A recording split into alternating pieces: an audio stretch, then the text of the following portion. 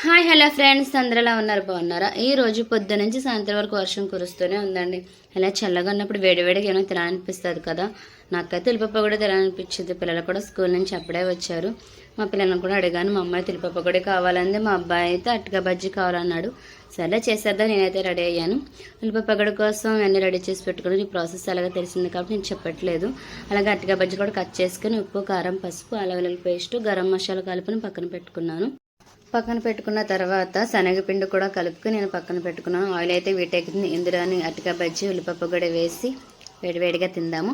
అవి అయితే రెడీ అయిపోయినాయి. పకోడీ అటుక బజ్జీలు కూడా ఇంకా మా అమ్మాయి మా అబ్బాయి తింటున్నారు. మా అమ్మాయి అయితే సూపర్ అని చెప్తుంది.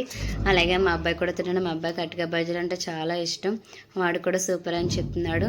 వాడు టిఫిన్ కూడా ఏమైనా తెచ్చుకోవాలనుకున్నా సరే అటుక బజ్జీలే తెచ్చుకుంటాడు. మా అమ్మాయి అయితే అది ఇదే ఉండదు. మా అమ్మాయి ఏదైనా తింటుంది. మా అబ్బాయి అయితే అన్నీ తినడు, కొన్నే తింటాడు.